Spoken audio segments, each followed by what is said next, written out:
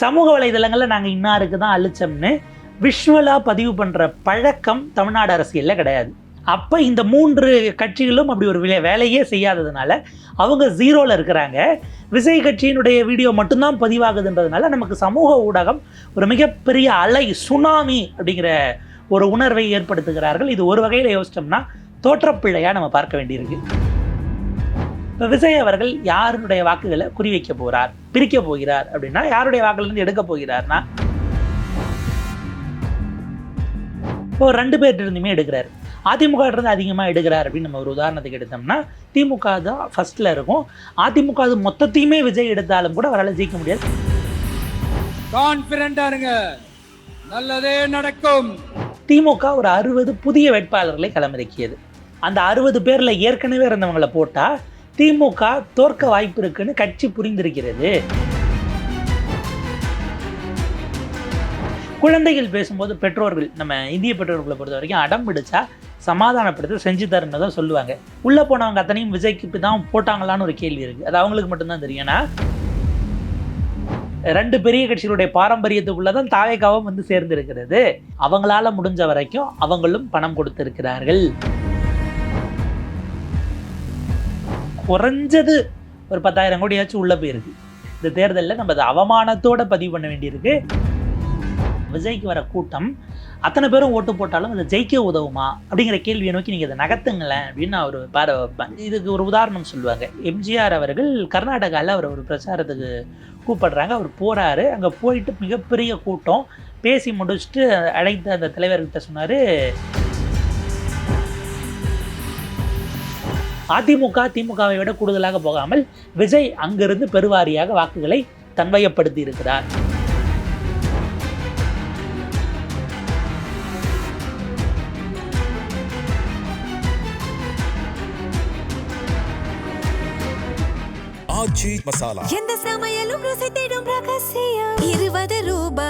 வணக்கம் சார். வணக்கம் சார். தேர்தலுக்கு பின்னாடி குறிப்பாக அந்த வாக்குப்பதிவு சார்ந்தமான அது ஒரு பெரிய பேசுபொருளாகி இந்த தேர்தல் முடிவு வந்து ஒரு கணிக்க முடியாத முடிவாக இருக்கும் அப்படிங்கிற மாதிரி ஒரு பேச்சுவார்த்தை இப்போ இருக்குது. இது நீங்கள் எப்படி பார்க்குறீங்க? குறிப்பாக விஜய் காரணமாக இது எந்த பக்கம் போகும் அப்படிங்கிறது ஒரு குழப்பம் இருக்குது. சிலர் என்ன சொல்கிறாங்க, இது ஒரு 4 முனை போட்டி அப்படிங்கிறதுனால அது ஆளும் திமுகவுக்கு தான் சாதகமாக இருந்திருக்கும், திமுக தான் மீண்டும் வர வாய்ப்பு இருக்குது அப்படின்னு சொல்கிறாங்க. நீங்கள் எப்படி கணிக்கிறீங்க? இல்லை, 2026 தேர்தலை பொறுத்தவரை அரசியல்வாதிகள், தலைவர்களாகட்டும், வேட்பாளர்கள், கட்சியினுடைய நிர்வாகிகள், ஊடகவியலாளர்கள், செஃபாலஜிஸ்ட், நம்ம புள்ளி விவர புள்ளிகள் எல்லோருக்குமே இது மிகப்பெரிய ஒரு ஷாக்கையும் கொஞ்சம் மண்ட காய்ச்சலையும் கொடுக்கக்கூடிய தேர்தலாக தான் நம்ம பார்க்க வேண்டியிருக்கு. காரணம், பலவிதமான கணிக்க முடியாத ஃபேக்டர்ஸ். 4 முனை அப்படிங்கிறது பிரதானமாக எடுத்தாலும் 234 போட்டிட்டது 4 முனை.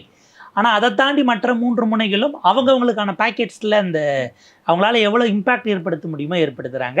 மிக அதிகமாக வாக்குகளை சிதற வைப்பது. நம்ம கடந்த முறை ஒரு 30 தொகுதிகள் வரைக்கும் ஏறத்தாழ அந்த 1000லேருந்து 3000 5000 வாக்குகளுக்கான அந்த குறைந்த வித்தியாசம் இருந்தது. இந்த முறை அது எல்லா இடங்களிலுமே உங்களுக்கு மிக அதிகமாக குறைஞ்சது 25% சீட்லையாச்சும் கடைசி ரவுண்டு வரைக்கும் போகிற மாதிரியான இழுபறியை நோக்கி போகுமோ அப்படின்னு பார்க்க வேண்டியிருக்கிறது. இதில் ஆரம்பத்தில் இந்த ஒரு அலை அப்படின்னாங்க, இந்த தேர்தல் முடிவுகள் வந்ததும் 85%னா ஒரு அலை தானே அப்படின்னாங்க. அது அலை கிடையாது. ஏன்னா அந்த எண்ணிக்கையினுடைய அடிப்படையில் இருக்கக்கூடிய தரவுகள் வந்திருக்கு. அடிப்படையில் ஏறத்தாழ 70 லட்சம் பேரை நீக்கிட்டு அது 1 கோடி வரைக்கும் போச்சு. பிறகு 28 லட்சம் சேர்த்தாங்க. அதற்கு பிறகு இது வருவது ஒன்று. இரண்டாவது, விஜய் அவர்களுக்கான ஆதரவு வட்டம் குறிப்பாக சோஷியல் மீடியாவில் இருக்கிறத பார்த்துட்டு யாரை கேட்டாலும் விஜய்ன்னு தான் சொல்கிறாங்க அப்படின்னு ஒரு தியரி வைக்கப்படுகிறது. நம்ம அதை ஏன் சந்தேகப்படணும் அப்படின்னா, 2024 வரை அதிமுக இருக்கக்கூடிய இந்த 53 ஆண்டு காலகட்டத்தில் அதிமுக திமுகங்கிற போட்டியில் 24 எலெக்ஷன் வரைக்குமே நீங்கள் எடுத்துங்க, வாக்களித்து விட்டு வந்த திமுக அதிமுக வாக்காளர்கள் அவங்க 2 பேருக்கு தான் பெருவாரியாக இருந்துச்சாங்க. அண்ணாமலை என்டிஏ தனியாக என்னும்போது பாஜக சீமான் வரைக்குமே நீங்கள் எடுத்துக்கிட்டா, சமூக வலைதளங்களில் நாங்கள் இன்னாருக்கு தான் அழிச்சோம்னு விஷுவலாக பதிவு பண்ணுற பழக்கம் தமிழ்நாடு அரசியலில் கிடையாது. அப்போ இந்த 3 கட்சிகளும் அப்படி ஒரு வேலையே செய்யாததுனால அவங்க ஜீரோவில் இருக்கிறாங்க. விஜய் கட்சியினுடைய வீடியோ மட்டும்தான் பதிவாகுதுன்றதுனால நமக்கு சமூக ஊடகம் ஒரு மிகப்பெரிய அலை சுனாமி அப்படிங்கிற ஒரு உணர்வை ஏற்படுத்துகிறார்கள். இது ஒரு வகையில் யோசிச்சோம்னா தோற்றப்பிள்ளையாக நம்ம பார்க்க வேண்டியிருக்கு. நீங்கள் குறிப்பிட்டது மிகச்சரியானது. என்னென்னா, இதுக்கு ஒரு கணிக்க முடியாததா அப்படின்னா, எல்லாருமே அவரவர்களுடைய குறித்த மிகை மதிப்பீட்டில் இருக்கிறாங்க. ஆனால் இந்த தேர்தல் எண்ணிக்கைக்கு பிறகான ஒரு மௌனம் இருக்குல்ல, இந்த மௌனம் தான் உண்மையானது. அலையை விடவும் இப்படியான மௌனம் இருப்பது என்பது மிக அபாயகரமானது. அரசியல்வாதிகள் அத்தனை பேர் இன்னைக்கு பார்த்தீங்கன்னா அடி வயிற்றுல எரிமலையை கக்க விட்டுக்கிட்டு எப்போ அது வெடிக்கும்னு தெரியாத நிலையில் இருக்கிறாங்க. ஒரு வகையில் நல்லது.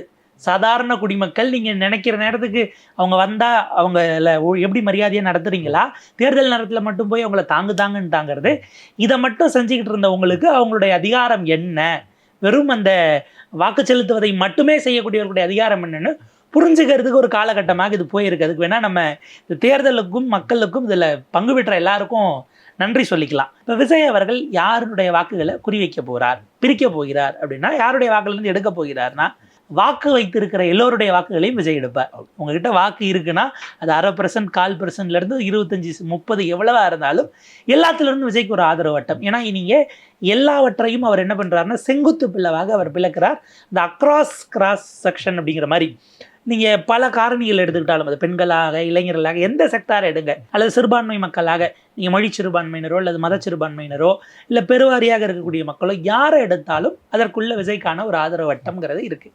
நம்ம கவனிக்க வேண்டியது என்னென்னா, இவர் எல்லாருடைய வாக்குகளையும் எடுத்தால் யாருக்கு சாதகமாக இருக்கும். ஏன்னா நம்முடைய சிஸ்டம்ங்கிறது ஃபர்ஸ்ட் பாஸ்ட் போல் சிஸ்டம்.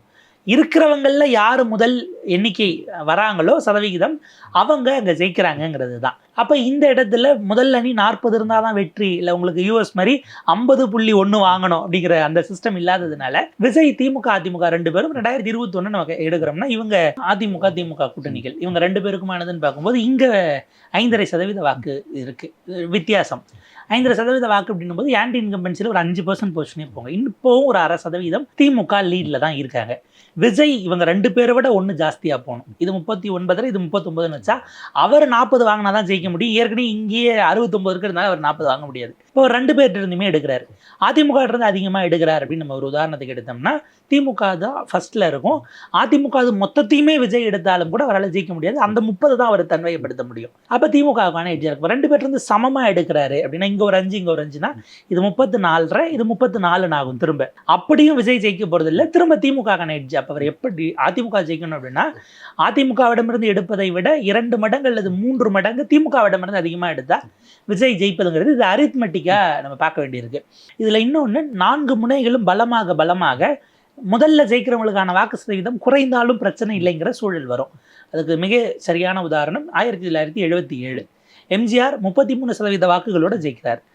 கருணாநிதி அவர்கள் 24% வாங்குறாரு. காங்கிரஸ் 20, ஜனதா 16 அப்படிங்கிற இடத்துக்கு போச்சு. 16 ஜெயிச்ச ஜனதாவும் சில தொகுதிகளில் ஃபஸ்ட்டு 10 எம்எல்ஏக்களை ஜெயித்தார்கள். அப்போ 4 முனை கூர்மை பட அதாவது திமுகவும் ஓட்டு விஜய்கிட்ட இழந்தாலும் அதிமுகவும் இழக்கும் போது அந்த இடம் திமுகவுக்கான ஒரு அட்வான்டேஜாக போதுங்கிற இடமா தான் பார்க்கப்படுது. இதில் விஜய் தரப்பில் அவங்க எல்லாம் ஏறத்தாழ அவருக்கு பதவியேற்புக்கான தேதி வரைக்கும் குறிச்சிட்டாங்கிறதெல்லாம் நம்ம பார்க்க முடியுது. அந்த கான்ஃபிடென்ஸ் நல்லது தான். ஏன்னா இப்போ வேறு சில ஹேஷியங்கள் ஓடுது. தொங்கு சட்டமன்றத்தை நோக்கி இதை நகரலாம். விஜயனுடைய ஸ்பாயில் ஏன்னா திமுக அதிமுக மட்டும் இந்த காலத்தில் இருந்திருந்தால் இது ஈஸியான ஒரு தேர்தலாக இருந்திருக்குமான்னு ஒரு கேள்வி இருக்குது. விஜய் இல்லாமல் இருந்திருந்தாலும் ஒரு கிளியர் வெற்றியை நோக்கி போயிருக்குமான்னு ஒரு பார்வை. ஏன்னா இப்போ அதிமுகவினுடைய கேல்குலேஷன் எப்படி இருந்தது அப்படின்னா, 3 கேட்டகரியாக அவங்க பிரிக்கிறாங்க.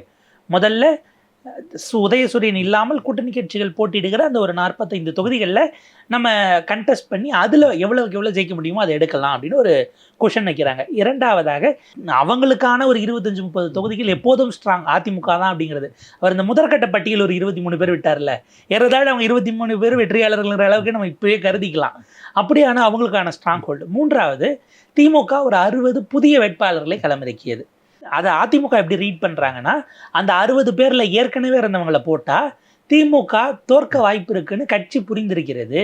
அப்போ அந்த இடத்துல நம்ம ஸ்ட்ராங்காக வேலை பார்த்தோம்னா அந்த திமுக எதிர்ப்பை அறுவடை செய்ய முடியுமான்னு பார்க்குறாங்க. இது ஒரு 125-130 தொகுதிகளுக்கு இந்த கேல்குலேஷன் இருந்தாலும் உள்ளுக்குள்ளே அந்த விஷயத்தை ஸ்பாயில் பண்ணுறதுக்கு தான் விஜய் திரு சீமான் அவர்களும் இந்த முறை, சீமான் அவர்களுக்கும் இழப்பு இந்த முறை விஜயால் இருந்தாலும் ஒப்பீட்டு லெவலில் ஆக்சுவலாக அவருடைய இழப்பு பெரிதாக பார்க்கப்படும். ஏன்னா 35ல் 1% குறையிறதும் 8ல் 1% குறையிறதும் பர்சன்டேஜ் ஜாஸ்தி. நம்ம திரும்ப வாக்கு சதவீத கணக்கு மாதிரி வந்துடுவது. ஆனால் கவனிக்க வேண்டியது, மண்டல வாரியாக விஜய் வெற்றியாளர்களை அவர் ஸ்வாப் பண்ணி விடுறாரான்னு ஒரு கேள்வி இருக்குது. மேற்கு மண்டலத்தில் முதலிடத்தில் இருக்கிற அதிமுகவிடமிருந்து அவர் கூடுதலாக உருவும் போது அந்த இடத்துல திமுக 2வது இடத்துல அப்படியே இருக்கிறது. இவங்களுடைய எண்ணிக்கை குறைந்தனால முதல் வர வாய்ப்பு இருக்குது. டெல்டாவோ அல்லது சவுத்துக்கு போகும்போது முதலிடத்தில் கடந்த முறை திமுக இருந்தது அப்படின்னா அதில் இவர் டென்ட்டை எப்படி ஏற்படுத்த போகிறார் அப்படிங்கிறத பொறுத்து அது அதிமுகவுக்கு ஸ்விங்காக வாய்ப்பு இருக்குது. இது போக தெற்குலையும் சரி வேறு பகுதிகளிலும் சசிகலா அம்மையாரும் அவங்க போட்ட சில கேண்டிடேட்ஸ் எல்லாம் ஏற்கனவே அந்த சமூகத்தில் உழைச்சவங்களா இருக்கிறாங்க. அது வந்து நீங்கள் அவங்க ஒரு அணி திரட்சியாக செய்து பழகியவர்களாக இருக்கிறாங்க. சில இடங்களெல்லாம் 20,000 30,000 வாக்குகள் வரைக்கும் வாங்கக்கூடிய அளவுக்கு கேண்டிடேட்ஸ். நீங்கள் விரல் விட்டு எண்ணக்கூடியவர்களாக இருந்தாலும் அந்த தொகுதி இப்போ சிக்கலுக்குரியதா மாற்றுறது. உங்களுக்கு கடந்த தேர்தலில் 21ல் மொடக்குறிச்சியில் சுப்புலட்சுமி ஜெகதீசன் அவர்களுக்கும் பூங்கோதை ஆலடியாரனாவுக்கு உங்களுக்கு ஆலங்குளத்தில் நடந்ததுமே நம்ம உதாரணமாக எடுத்துக்கலாம். அங்கே அவர் ஹரி அவர்கள் போட்டிட்டு அவர் சுயேட்சையாக போட்டிட்டு 37,000 வாக்கு வாங்கினது இங்கே இருந்தது. இங்கே 2 பேரும் ஒரு வேளை ஜெயித்திருந்தால் 2 பேருக்குமே நீங்கள் எய்தர் துணை சபாநாயகரோ அல்லது அமைச்சரோ கொடுக்கக்கூடிய அளவுக்கான மூத்த தலைவர்கள் அப்படிங்கிற ஒரு பார்வை இருந்தது. அதை வந்து அங்கே சுயேட்சையாக போட்டிட்டவர் அவர் உடைக்கிறாரு. அந்த மாதிரி ஒரு இம்பேக்டை ஏற்படுத்துனா விஜய் இல்லாமலே மற்றவங்கள்லாம் சேர்ந்தே ஒரு 30லேருந்து 35 தொகுதி. ஏன்னா கடந்த முறை அமமுக செய்ததை இப்போது தான் செய்தால் போதுங்கிற அளவுக்கு சசிகலாமா யோசிக்கிறாங்க. என்டிஏவினுடைய வெற்றி வாய்ப்பை இது பண்ணுறதுன்னு. சசிகலாமா கிருஷ்ணசாமி அவர்களும் ஆன்டி இபிஎஸ் தான் பேசுகிறாங்க. எடப்பாடி அவர்கள் எங்களை அவமானப்படுத்திட்டார், எங்களுக்கான பிரதிநிதித்துவத்தை கொடுக்கலன்னு. இது சவுத் சைடில் இப்போ ஏறத்தாழ சில இடங்கள் எல்லாம் 6 முனையாகவே அது அப்படியே தெரியுதுன்னு பார்க்க வேண்டியிருக்கு. வடக்கு மண்டலத்தை எடுத்தால் உங்களுக்கு வட தமிழ்நாட்டில் அதுக்கு 2 பேர் வராங்க, டாக்டர் ராமதாஸும் வேல்முருகன் அவர்களும் போது ரொம்ப சுவாரஸ்யமாக இருக்க போகிறது. அந்த ஒவ்வொரு வாக்கையும் இந்த முறை டோர் டு டோர் போனது அப்படிங்கிறதும் ஆரம்பத்திலிருந்தே அந்த ஒரு பதற்றத்தோடைய அரசியல்வாதிகள் இருந்தது அப்படிங்கிறது என்ன கேட்டால் ஒரு சாமானியனாக வாக்காளனாக வரவேற்கத்தக்கதுன்னு தான் நான் பார்க்குறேன். ஏன்னா 4.5 வருஷம் கழிச்சு பரவாயில்லையே வழி தெரிஞ்சு வந்திருக்காங்களே அப்படின்னுட்டு கரண்ட் எம்எல்ஏக்கள் அமைச்சர்கள் வரைக்கும் எதிர்ப்பு தெரிவிக்கிறதுக்கான ஒரு வாய்ப்பை தேர்தல் உருவாக்கி கொடுத்தது. அதற்காக இந்த தேர்தலுக்கு நன்றின்னு பார்க்கலாம். மற்றபடி இவங்களுடைய என்ன விஜய்க்கான ஒரு நெகட்டிவ்னா எல்லா கட்சிகளும் நீங்கள் உங்கள் கட்சிக்கான கட்டமைப்பு சிஎம் ஃபேஸு எல்லாம் ஓகே, சின்னத்துக்கான பலம், இதை தாண்டி லோக்கல் கேண்டிடேட்டுக்கு ஒரு மெரிட் இருக்குது. உள்ளூர்காரராக இருந்து அவருக்கு என்ன செல்வாக்கு இருக்கிறதுங்கிறது ரொம்ப முக்கியமானது. விஜய்க்கு அங்கே பூத் மேனேஜ்மெண்ட் தெரிஞ்சது அநேகமாக யாராக இருந்திருக்கும் நான் நினைக்கிறேன்னா இந்த 100 பேர் வேறு கட்சியில் வந்தவங்களுக்கு வாய்ப்பு கொடுத்தாங்கல்ல, அவங்களோட வந்தவங்களுக்கு இதுக்கு முன்னாடி தேர்தல் வேலை பார்த்து எக்ஸ்பீரியன்ஸ் இருந்தால் அவங்க மட்டும்தான் பூத்தில் ஒர்க் பண்ண ஆட்களாக நம்ம பார்க்க முடியும். இவ்வளவு விஷயங்கள் அவளுக்கு பல அட்வான்டேஜஸ் இல்லாமல் இருந்தாலும் கட்டமைப்பு ரீதியில் விஜய் இவ்வளோ பெரிய வாக்கை வாங்குகிறார். குறைஞ்சது டபுள் டிஜிட்டு தொடர்றாரு. 15 வரைக்கும் போகலாங்கிறது என்னுடைய மதிப்பீடு. 20 வரைக்கும் போகலான்னு சிலர் சொல்கிறாங்க. அவ்வளோ வாக்கு சதவீதத்தை இவ்வளவு குறைவான சொற்ப உழைப்பில் அவர் வாங்குகிறார் என்றால் இன்றைக்கு களத்தில் இருக்கிற எல்லா கட்சிகளும் தங்களை சுய பரிசோதனை செய்து கொள்ள வேண்டும். என்ன தப்பு பண்ணீங்கன்னு யோசிக்கணும். இதை உணர வைக்கிறதுக்காக காலம் கொண்டு வந்து சேர்த்த ஒரு கட்சியாக தமிழக வெற்றி கழகம் இருக்கோ அப்படின்னு நான் பார்க்குறேன். எல்லாரும் வந்து பேசிக்கிட்டு இருக்கோம் விஜய் யாரோட வெற்றி வாய்ப்பை பாதிப்பார் அப்படின்னு சொல்லி ஆனால் அவங்க என்ன சொல்கிறாங்கன்னா நாங்கள் தான் ஜெயிக்கிறோம், 40 வயசுக்கு கீழே இருக்கிறவங்க பாதி பேர் எங்களுக்கு தான் ஓட்டு போடுறாங்க, 2.5 கோடி ஓட்டு நாங்கள் வாங்குறோம் அப்படின்னு சொல்கிறாங்க. எப்படி பார்க்குறீங்க? 2 விதமாக இருக்குது. குழந்தைகளை வச்சு அவர் குழந்தைகளை அடம்பிடிக்க சொன்னது இருக்கு இல்லையா, அது உள்ளபடியே உளவியலாக குழந்தைகளின் மீது துடுக்கப்பட்ட ஒரு தாக்குதல். எந்த வகையிலும் நம்ம அதை அனுமதிக்க முடியாது. அதை உற்சாகப்படுத்துவதோ இதில் எனக்கு என்ன புரியலன்னா பெற்றோர்களே குழந்தைகளை பேச வச்சு அதை வீடியோ எடுத்து போடுறாங்க. எனக்கு அந்த பெற்றோருடைய மனநிலையே குழந்தைகளை கண்டென்ட் ஆக்குறீங்களாங்கிற ஒரு கோபமும் எனக்கு அவங்க மேலே வருது. பிள்ளைகளை நீங்கள் இப்படி கொண்டு வர்றது வேற ஒரு உதாரணம் எடுத்தோம்னா நீங்கள் பல அரசியல் கட்சி கூட்டங்களுக்கு குழந்தைகளை கூப்பிட்டுட்டு போவாங்க. கூட்டங்களுக்கு கூப்பிட்டு போகிறது வேறு, பிரச்சாரத்துக்கு கூப்பிட்டு போகிறது வேறு.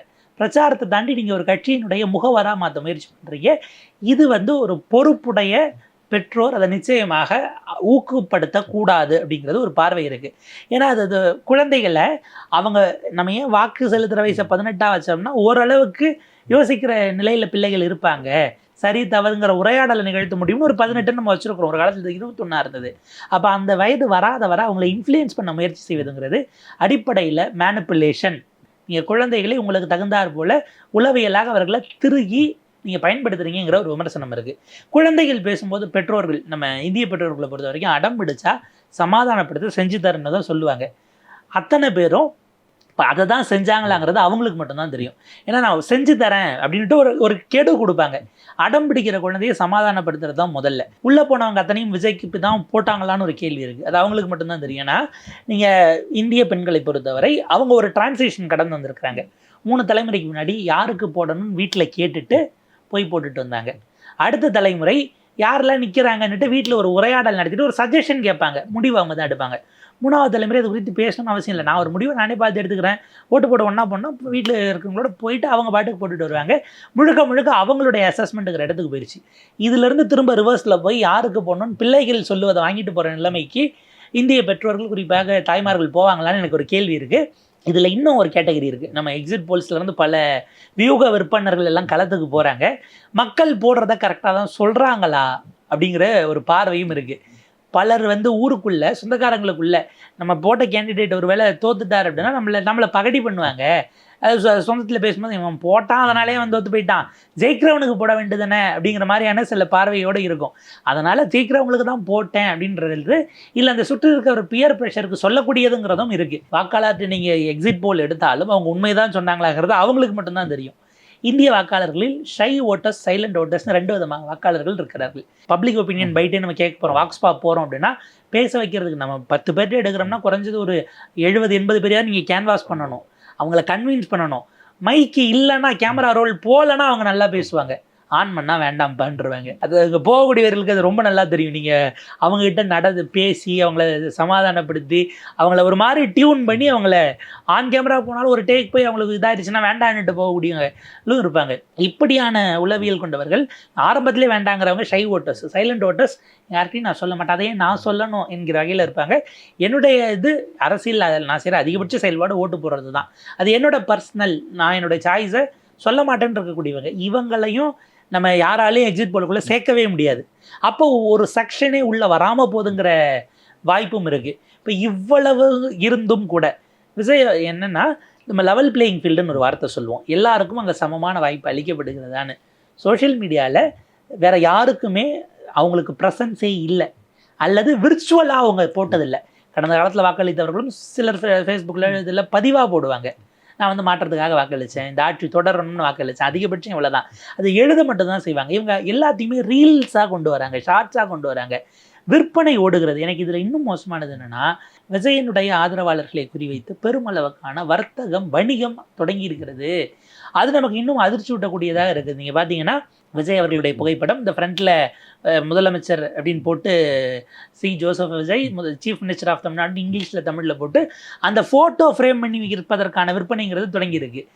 இதெல்லாம் பார்த்திங்கன்னா விற்பனைக்கு படுஜோராக போயிட்டுருக்கு. பிறந்த குழந்தைகளை நீங்கள் தாவேக்கா கொடியில் குழந்தைய சுற்றி ஃபோட்டோ ஷூட்டுங்கிற மாதிரி எடுக்கிறாங்க.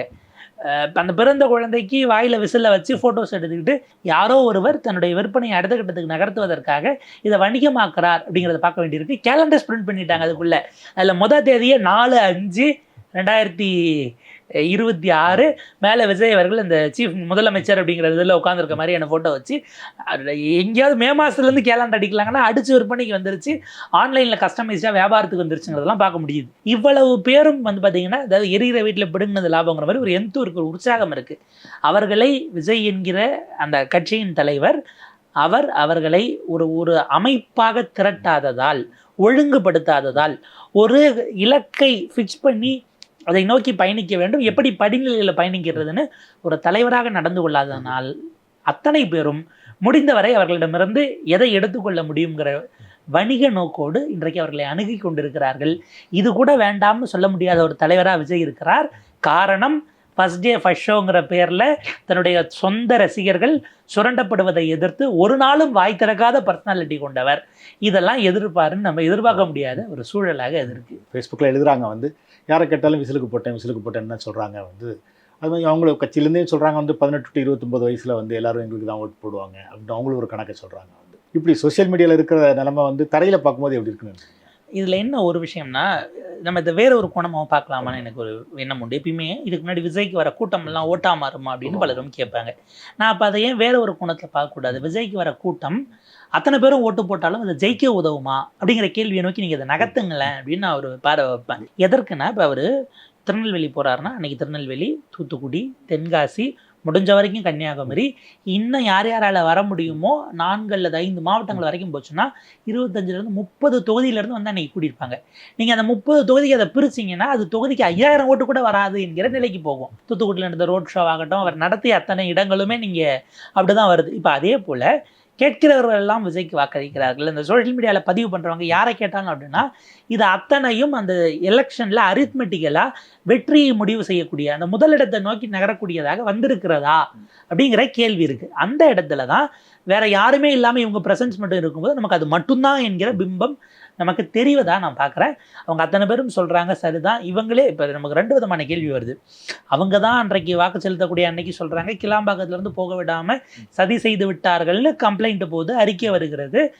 சாயங்காலம் ரிசல்ட்டு பர்சன்டேஜ் எவ்வளோன்னு வந்த பிறகு மக்கள் அத்தனை பேரும் எல்லாத்தையும் முறியடித்து மாற்றத்தை தங்களுடைய வாக்குகளின் மூலமாக உறுதிப்படுத்திட்டாங்கங்கிறீங்க. இப்போ போனவங்க எத்தனை பேர், நிப்பாட்டினது யார், எத்தனை பேரால் போய் சேர முடிஞ்சுது? அன்றைக்கு காலையில் கிளம்பினவங்க திருநெல்வேலிக்கோ தூத்துக்குடிக்கோ கோவைக்கோ கண்டிப்பாக போயிருக்க முடியாது. பல சிக்கல்கள் சொதப்பல்கள் குழப்பங்கள் இருந்தது.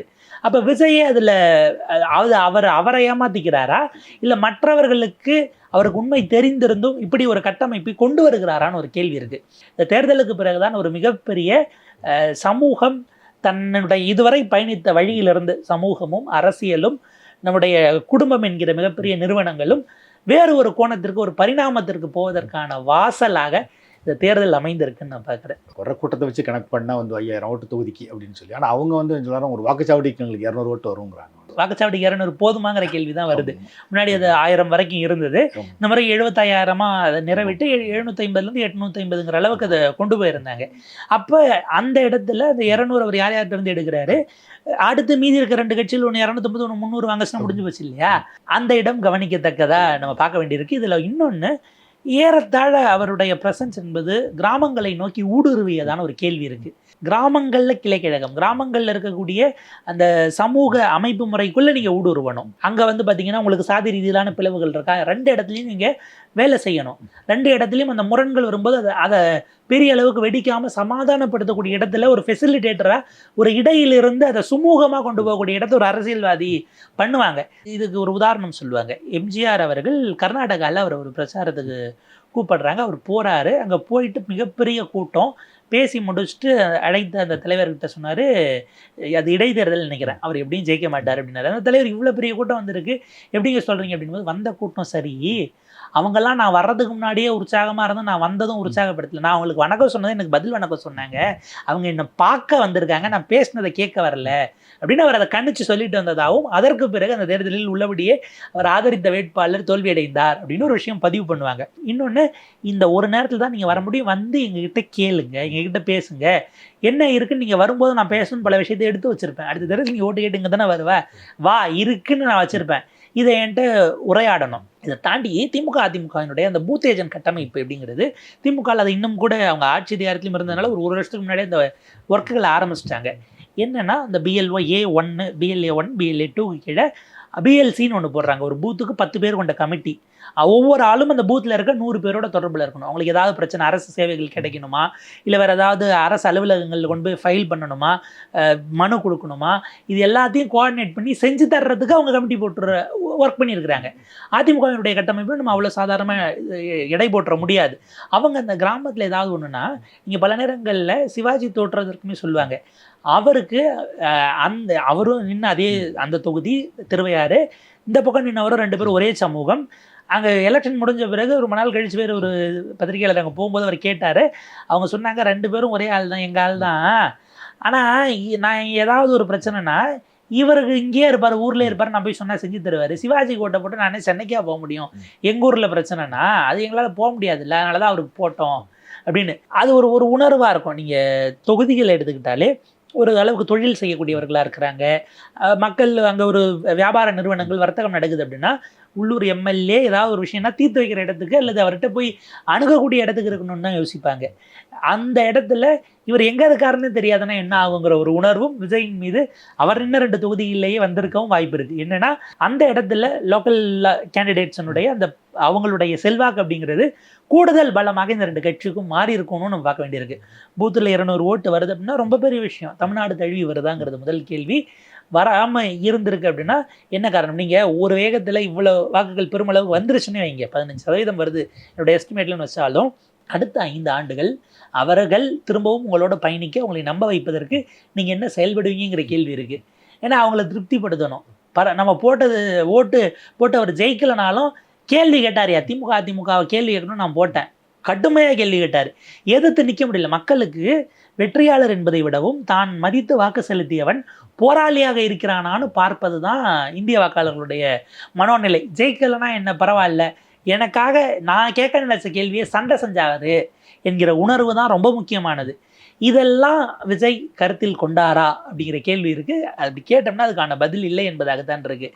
விஜய்க்கு அவருடைய ஆன்டிடிஎம்க்கு இவ்வளவு சர்ஜ் ஆச்சு அப்படின்னா 4 ஆண்டுகளாக திமுகவை மிகச்சரியான இடத்துல பிடிச்சி லாக் பண்ணி கேள்வி கேட்காமல் ஒரு எதிர்க்கட்சி அரசியலில் போதுமான அளவுக்கு நெருக்கடி கொடுக்குற அளவுக்கு இந்த அரசு யூட்டர்ன் எடுக்கக்கூடிய அளவுக்கு செய்யாமல் போன அதிமுகவினுடைய போதாமையும் அதில் காரணங்கிறத நம்ம அடிக்கோடிட்டு பார்க்கணும். ஒட்டுமொத்தமாக பார்க்கும்போது நீங்கள் வந்து ஒரு 15% சொன்னீங்க, சிலர் 20% வரைக்கும் சொல்கிறாங்கன்னு சொன்னீங்க. வந்து ஒட்டுமொத்தமாக ஒரு கணிசமான ஓட்டு வாங்குவாருங்கிறது எல்லாரும் ஒத்துக்கிறாங்க. ஆனால் ஒரு கணக்கை தொடங்குவார்னு நினைக்கிறீங்களா? சட்டசபைக்கு தேமுதிகலேருந்து யாராவது ஜெயிச்சு போவாங்களா? விஜய் ஜெயிப்பாரா? உங்கள் கணிப்பு? ஒரு ஹேண்ட்ஃபுல் ஆஃப் எண்ணிக்கையில் அவங்க நெருக்கடி கொடுக்குறாங்க, அல்லது எய்தர் அந்த 2ஆம் இடம் இருப்பதாகவே சில சர்வேஸ் எல்லாம் வருகிறது குறிப்பிட்ட தொகுதிகளில். விஜய் 2ல் ஏதாவது ஒன்று ஜெயித்தால் ஜெயித்து உள்ளபடியே அவர் போனாருன்னா போகணும்னு நான் விரும்புகிறேன். ஏதாவது ஒன்றும் இல்லை, எந்த ஒன்றும் நம்ம சொல்ல வேண்டாம். அப்புறம் அங்கே எதிர்த்து நிற்கிறவங்க அப்போ நான் தோக்கணுமா அப்படிங்கிற மாதிரி போயிடும். ஏதோ ஒன்றுத்தில் அவர் ஜெயிச்சு போனாதான். ஏன்னா சட்டமன்றத்தில் நீங்கள் நினைக்கிற மாதிரிலாம் நினைக்கிற நேரத்தில் பேசிட முடியாது. அதற்கு ஒரு ஒழுங்கு இருக்குது, ஒரு பாங்கு இருக்குது. நீங்கள் அங்கேயும் அட்டண்டன்ஸ் இல்லாமல் போயிட்டீங்கன்னா அது சிக்கலாக போயிடும். சில இடங்களில் அந்த 100 பேர் வெளியிலேருந்து கொண்டு வந்தவங்க இருக்காங்க இல்லையா, அவங்களால முடிஞ்ச வரைக்கும் அவங்களும் பணம் கொடுத்திருக்கிறார்கள். 2 பெரிய கட்சிகளுடைய பாரம்பரியத்துக்குள்ளே தான் தாவேகாவும் வந்து சேர்ந்திருக்கிறது. முன்னாள் அமைச்சர்களாக இருந்தவர்கள், அது நீங்கள் கோபாலகிருஷ்ணன் எடுத்தாலும் சரி, செங்கோட்டையன் அவர்கள் எடுத்தாலும் சரி, நீங்கள் மற்ற இடங்கள் எடுத்தாலும் சரி, அவங்க ஆர்கே நகர்லலாம் பிரமாதமாக போயிருக்கு அப்படிங்கிறாங்க. யாரும் சலசவங்க இல்லைங்கிற மாதிரி அங்கே போச்சு அப்படிங்கிறாங்க. அப்போ நீங்கள் அந்த இதில் தான் போய் கலக்குறீங்க. நீங்கள் ஒரே குட்டையில் உரிய 3வது மட்டையாக போயிட்டீங்களான்னு அது ஒரு விமர்சன பார்வை ஒரு பக்கம் வைங்க. இந்த எல்லாரும் கொடுக்கும்போது மக்கள் அதை எல்லார்ட்டையும் வாங்கிக்கிட்டு அவங்க என்னவா முடிவெடுக்கிறாங்கன்னு ஒரு கேள்வி இருக்குது. விஜய் தொடங்குவதற்கான வாய்ப்புகள் என்னை பொறுத்த வரைக்கும் குறைவு. அதாவது கணக்கை தொடங்குறது. அப்படி பார்த்தா சீமான் அவர்கள் என்ன பண்ணார்? அவர் உழைப்பிலலாம் நீங்கள் அவ்வளோ குறைவாலாம் பேசுகிற முடியாது. சீமான் அவர்களை 15 வருடங்களாக அரசியலுக்கே வராத ரஜினி அவர்களுக்காக 100 விவாதங்களை நம்முடைய தொலைக்காட்சிகள் நடத்தியிருப்போம். ஆனால் 15 ஆண்டுகளாக அரசியலிலிருந்து ஓயாமல் அவர் தொண்டை தண்ணி வறண்டு அதனுடைய ஆவி சோற பேசிக்கிட்டு இருக்கிற ஒருவர், அவருடைய பேசுபொருளாக அவரை மையப்படுத்தி நம்ம எத்தனை விவாதம் நடத்தணும் அப்படின்னு அங்கே வேற ஒரு இடத்துல பேசும்போது பதிவு பண்ணேன். அவ்வளோ உழைத்தும் அவருக்கு கிடைக்கல, இவங்களுக்கு இப்படியே கிடைக்குது அப்படின்னா நம்ம சமூகத்தையே நம்ம வந்து என்ன ஆயிருக்குங்கிறத பார்க்க வேண்டிய ஒரு காலமாக வருமோன்னு நான் பார்க்குறேன். சில இடங்களில் அது வந்து பார்த்திங்கன்னா ரொம்ப க்ளோசஸ்ட் கான்டெஸ்ட்டாக 4 மணி 5 மணியாக போகும்போது யார் வாக்க யார் பிரிப்பாங்கன்னு தெரியும். ஏன்னா அவங்களுமே அவங்களுடைய ஸ்ட்ராட்டஜிஸ்ட் டீமை வச்சு அந்தந்த தொகுதிகளில் எந்த சமூகம் மிகையாக இருக்கிறார்கள் என்பதை பார்த்து தான் கேண்டிடேட்ஸை நிப்பாட்டி இருக்கிறாங்க. அவங்களுடைய தனிமனித செல்வாக்கு அங்கே என்னவாக இருக்குது? சிலர் கொஞ்சம் வெல் டு டூ குடும்பமாக இருந்தால் அந்த குடும்பத்துக்கு நாங்கள் ஒரு பாப்புலாரிட்டி இருக்கா? இப்படியான பல ஃபேக்டர்ஸ் வரும். 4 பேர் வரைக்கும் ஜெயிச்சு போனாங்கன்னா அது வரவேற்க தகுந்த விஷயமாகத்தான் இருக்கும். ஆனால் இந்த குறைந்த உழைப்புக்கே ஜெயிக்கிறாங்க அப்படின்னா அது அரசியல்வாதிகளை தாண்டி நம்ம சமூகமாகவே நம்ம யோசிக்க வேண்டிய, மறுபரிசீலனை செய்ய வேண்டியதாக இருக்கும். உள்ளபடியே எக்ஸிட் போல் எடுத்து வெளியிட காத்திருக்கிற அத்தனை பேருக்கும் நம்முடைய வாழ்த்துக்களை தெரிவித்துக் கொள்ளலாம். ஏன்னா இவ்வளவு கஷ்டமான ஒரு ப்ரெடிக்ஷன்ஸை எடுத்துகிட்டு அதில் செய்கிறதுங்கிறது வழக்கமாகவே அது கஷ்டமானது. இந்த முறை அதில் கஷ்டம் அப்படிங்கிறது அந்த டிஃபிகல்ட்டி லெவல் எக்கச்சக்கமாக ஏறிட்டு போனதுக்குள்ளே செஞ்சுருக்கிறாங்க. பார்ப்போம். நம்மளும் ஆர்வமாக காத்திருக்கிறோம். மே 4ஆம் தேதி கடைசி சுற்று வரைக்கும், அந்த வாக்கு எண்ணிக்கை போகிற வரைக்கும் எல்லோரையும் போலவே வேட்பாளர்கள்லாம் வந்து பார்த்திங்க அப்படின்னா அன்றைக்கி பிபி மாத்திரையிலேருந்து எல்லாத்தையும் வச்சுட்டு தான் தயாராக இருப்பாங்க. நீங்கள் எந்த தரப்பாக இருந்தாலும் சரி எல்லோரும் நம்ம ஜெயிப்போங்கிற எண்ணத்தோடு தான் இருப்பீங்க. உங்களுடைய கான்ஃபிடென்ட்டுக்கு வாழ்த்துக்கள். எதுவாக வந்தாலும் ஏற்றுக்கொள்வதற்கு ஒரு நேரம் எடுக்கும். அது ஆதரவாக வரலாம், எதிர்பாராத முடிவுகள் வரலாம். எல்லாவற்றுக்கும் தயார்படுத்தி கொள்ளுங்கள். பார்ப்போம். மக்களுடைய முடிவு தான் இறுதியான முடிவாக இருக்கட்டும். மக்கள் கொடுக்கக்கூடிய முடிவுக்கு பிறகு ரொம்ப மோசமான விஷயம் என்ன அப்படின்னா, சமீப காலமாக நம்முடைய கட்சிகள் மக்களுடைய முடிவுக்கு பிறகு அதை வந்து சரியாக கோர்ஸ் கரெக்ஷன் பண்ணுறதுக்கு செய்கிறாங்களா, எடுத்து அந்த முடிவுகளை விலாவாரியாக விவாதிக்கிறார்களா, என்ன தவறுனால போடலை, அப்போ அதை நம்ம மாற்றிக்க போகிறோமா என்று பரிசீலனை செய்கிறார்களானே எனக்கு ஒரு கேள்வி இருக்குது. செஞ்ச மாதிரியே சமீப காலத்தில் ஒரு கட்சி ஜெயிக்குது அப்படின்னா 2வது முறையாக இல்லை தேர்தலில் பெருவாரியில் வெற்றி பெறுதுன்னா அதுக்கு முன்னாடி நீங்கள் செஞ்ச எல்லாத்தையும் ஏற்றுக்கிட்டாங்கிறது அர்த்தம் அல்ல. அப்படி நீங்கள் நினைச்சிட்டிங்கன்னா அது நீங்கள் செய்த தவறுகளும் உள்ளடக்கி இருந்தாலும் உங்களை ஆட்சியிலேருந்து இறக்குற அளவுக்கு தவறு இல்லைங்கிறது இருக்குது. ஆனால் நீங்கள் அதே தவிர நம்ம கொடுத்த அங்கீகாரமாக நினச்சி தொடர்றீங்க அப்படின்னா அது மிகப்பெரிய அபாயங்களை, சிக்கல்களை உருவாக்கும். பார்ப்போம் என்ன மாதிரியான சுவாரஸ்யங்களோடு 2026 தேர்தல் எல்லாரையுமே வந்து பார்த்திங்கன்னா அந்த சீட்டோட நுனியில் உட்காந்து படம் பார்க்குற ஒரு ஃபீல், கடைசியில் படம் பார்க்குற ஃபீலை தான் கொண்டு வந்து, நான் உதாரணத்துக்காக அதை சொல்கிறேன், விஜய் சாருங்கிறதுக்காக சொல்லலை, அப்படி ஒரு ஃபீலை தான் எல்லாருக்கும் கொடுத்துருக்கோம். பார்ப்போம். சில தொங்கு சட்டசபை வர்றதுக்கு வாய்ப்பு இருக்குது அப்படின்னு சொல்கிறாங்க. நீங்கள் எப்படி கணிக்கிறீங்க? அப்படி உள்ள தொங்கு சட்டம் வருமா? அப்படி வந்ததுன்னா அது யாருக்கு முக்கியத்துவம் இருக்குன்னு? தொங்கு சட்டமன்றம் போகுமான்னு அப்படிங்கிறதுல எனக்கு மாற்று கருத்து இருக்குது. ஏன்னா மக்கள் வந்து பெரும்பாலும் நம்ம சமீப காலகட்டத்தில் பார்த்தோம்னா தொங்கு சட்டமன்றம் அப்படிங்கிறது நம்ம கூட்டணிக்காவது பெரும்பான்மை வரக்கூடியதாகத்தான் அந்த முடிவு இருக்கும்னு நான் பார்க்குறேன். உங்களுக்கு 2006 வந்திருந்தது. ஆனால் அது வந்து அன்றைக்கி நின்னதே 140 தான் திமுக நின்றுச்சு. ரஜினிகாந்த் அவருடைய முதல் தேர்தல் இத்தனைக்கும் காங்கிரஸ்க்கு கூட கொடுத்துருந்தாங்க, பட்டாளி மேல் கட்சி கூட கொடுத்து 140 அது இந்த 88 அப்படிங்கிற மாதிரி நின்று கூட்டணிக்கான மெஜாரிட்டியாக வந்துருச்சு. பெரும்பாலும் போனால் அப்படி தான் போகுமோன்னு எனக்கு ஒரு பார்வை இருக்குது. ஏன்னா ஏறத்தாழ குறைஞ்சது ஒரு 10,000 கோடியாச்சும் உள்ளே போயிருக்கு. இந்த தேர்தலில் நம்ம அதை அவமானத்தோடு பதிவு பண்ண வேண்டியிருக்கு. அதுதான் இன்றைக்கி நார்ம் ஆகிடுச்சு. எந்த விதமான பின்புலமும் இல்லாதவர்களுக்கு இல்லாததாக தேர்தல் களம் மாறிவிட்டது. அவங்களுக்கும் தேர்தலுக்கும் சம்மந்தமே இல்லை என்கிற மாதிரி இன்றைக்கு ஒரு நிலைக்கு போயிடுச்சு. பல நிலைகளில் அந்த பெரும் நிலச்சுவாண்டார்களிடமிருந்து, அந்த அதிகார மையங்களிடமிருந்து நாங்கள் சாமானியர்களுக்கு கொண்டு வந்தோம் அப்படிங்கிற இடத்திலிருந்து திரும்பவும் பணம் படைத்தவர்களுக்கு பொருளில்லாருக்கு இவ்வுலகம் இல்லைங்கிற மாதிரி கொண்டு போய் பொருளில்லார்களுக்கு இந்திய தேர்தல் இல்லை அப்படிங்கிற நிலைக்கு கொண்டு போயிட்டோமோ அப்படிங்கிற இடமும் வருது. பெரும்பாலும் ஒரு மேண்டேட்டை மக்கள் கொடுத்துருவாங்க அப்படின்னு தான் நான் பார்க்குறேன்.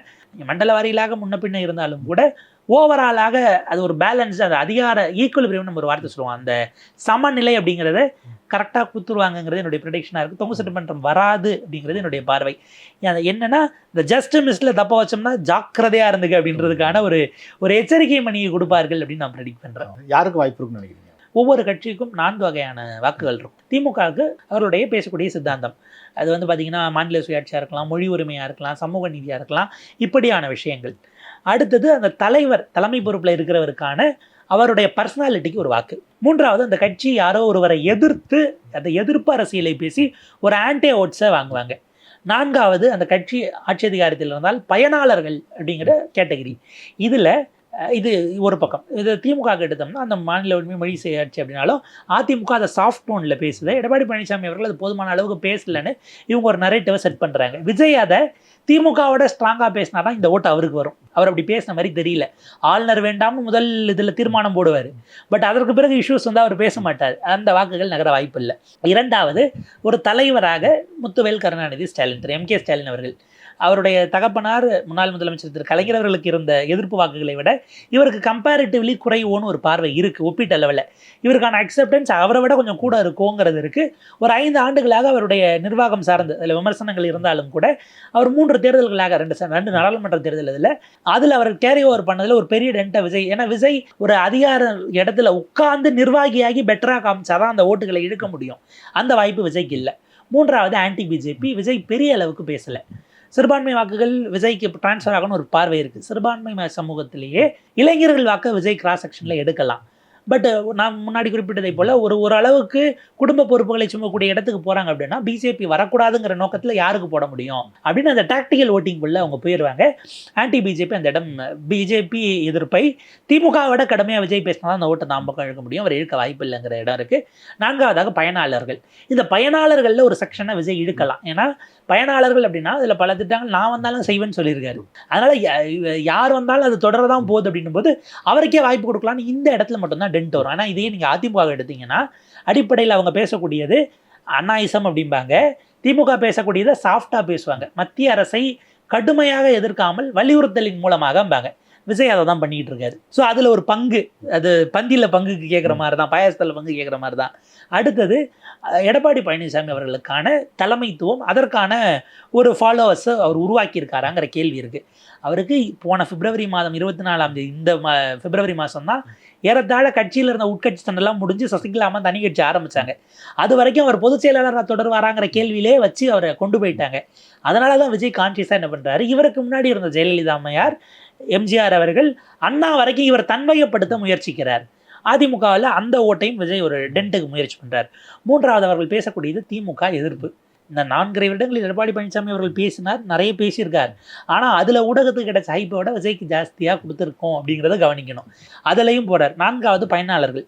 5 ஆண்டுகளுக்கு முன்பாக அதிமுக செஞ்ச பயனாளர்கள் இன்னமும் அதிமுகவோட டிராவல் பண்ணுறாங்களான்னு ஒரு கேள்வி இருக்குது. எனவே மிக அதிகமாக அவர் உடைக்கக்கூடியது அதிமுக வாக்கா இந்த 4 காரணிகளை வச்சு பார்க்கறதுனால திமுக மீண்டும் வருவதற்கான ஒரு கூட்டணியாக ஒரு எட்ஜ் அப்படிங்கிறது இருக்குது. அதையும் கூட ஏறத்தாழ ஒரு கயிறு இழுக்கும் போட்டி பொங்கலுக்கு நடத்துகிற மாதிரி தான் 2 பக்கமும் அசம்பிள் ஆகிட்டாங்க. விஜய் நடுவில் நின்று விசில் ஊதுற இடத்துல தான் இருக்காரோங்கிற ஒரு பார்வை இருக்குது. யார் எந்த பக்கம் இழுக்க போகிறா, இந்த தொகுதியில் இவங்க கட்டாயம் அப்படிங்கிறத அவங்களுக்கு தெரிஞ்சாலும் ஓட்டு எண்ணுகிற நேரத்தில் அந்த பக்குன்னு போய் அங்கே நிற்கிறது அப்படிங்கிறது இருக்குது இல்லையா, அதுதான் இந்த தேர்தலுடைய சுவாரஸ்யமாக இருக்கும். இதெல்லாம் தாண்டி டாக்டிக்கலாக அதிமுக ஒரு வேளை ஒர்க் பண்ணியிருக்கா, நமக்கெல்லாம் வெளியில் தெரியாத ஒரு சைலண்ட்டவே உள்ளுக்குள்ளே இருந்திருக்கா, ஓட்டுப்பெட்டி எதிர்க்கும் போது தெரியும். இப்போதைக்கு நம்ம அவைலபிளாக இருக்கக்கூடிய டேட்டாஸ், கண்ணில் நம்ம பார்த்தது, ஊடக வெளிகளில் பார்க்கக்கூடியது, உள்ளே நமக்கு இருக்கக்கூடிய சோர்சஸ் மூலயமா தெரிஞ்சுக்கிட்டது, இதெல்லாம் வச்சு பார்க்கும்போது ஒரு கூட்டணியாக திமுக நகர்த்திட்டு வந்துருமோ அப்படிங்கிற பார்வை இருக்குது. அதற்கு காரணம் திமுகவை விட கூடுதலாக போகாமல் விஜய் அங்கிருந்து பெருவாரியாக வாக்குகளை தன்வயப்படுத்தி இருக்கிறார் அப்படிங்கிறது தான்.